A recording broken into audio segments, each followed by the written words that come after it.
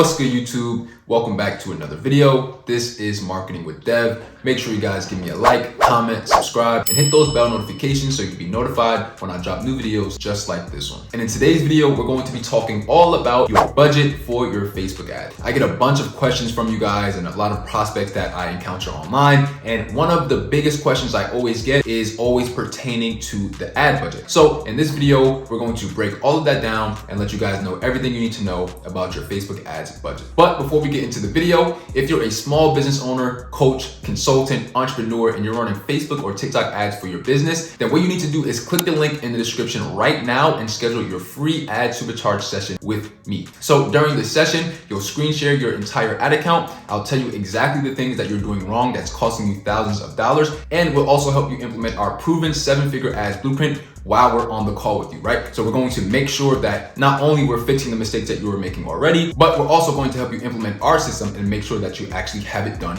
correctly. As you can probably imagine, the demand for this session is very high, and we only do 10 of these per week. And when those 10 sessions are booked, they're booked. We're not doing any more of them. If this is something that you're interested in, make sure you guys click the link in the description and schedule your free ad supercharge session with me. But without further ado, let's get into the video.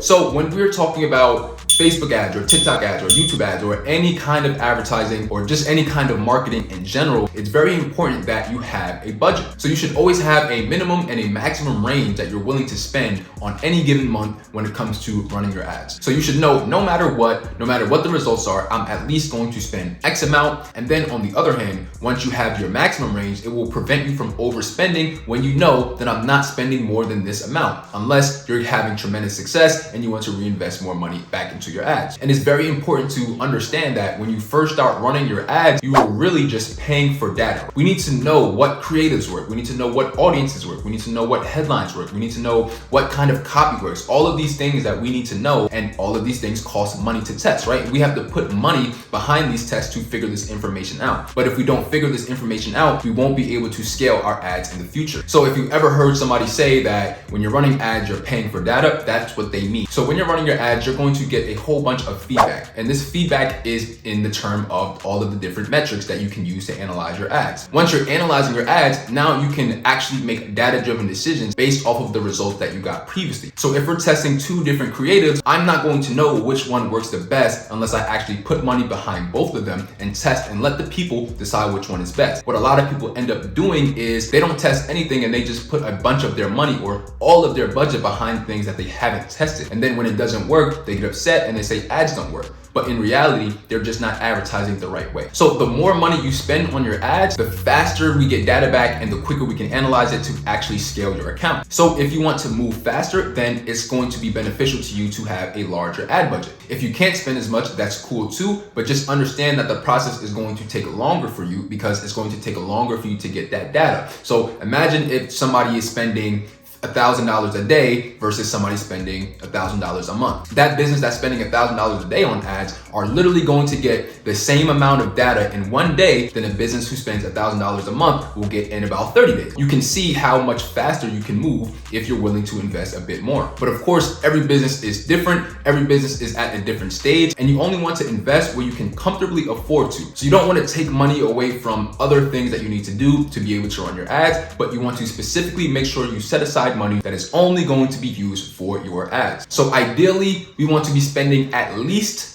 $50 to $75 a day on your ads. This gives us enough spend to effectively target cold audiences while also building warm audiences at the same time. And we want to be spending about 70 to 80% of our total ad budget on cold traffic. And what is cold traffic? Cold traffic is just people who aren't familiar with who we are yet. They don't know who we are, they don't know what we do, they don't know about our business, and that's why we're spending the majority of our ad spend on cold traffic to introduce all of these people to us. So this is very important, and this is the top of funnel strategy. So you kind of just want to cast a wide net and let that net go and see what it catches. It's very important that we spend the majority of our budget on cold traffic because the way that the cold traffic interacts with the ad and the entire campaign is going to determine if they become a part of the warm audience or not. And we want to be spending anywhere between 10 and 20% on our warm audience or retargeting campaign. And all a warm audience is people who already know you, they've interacted with your business in some way, shape, or form.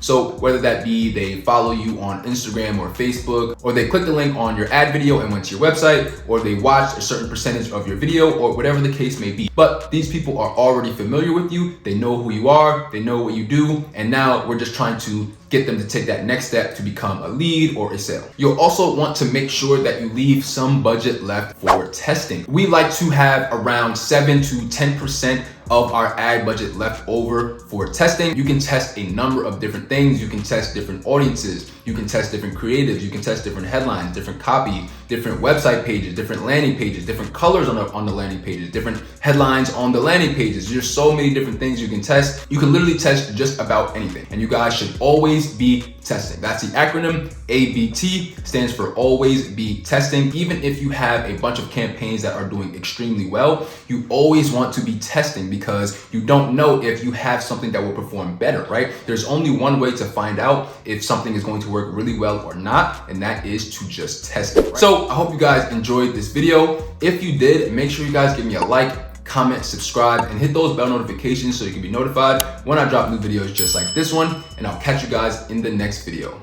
Peace.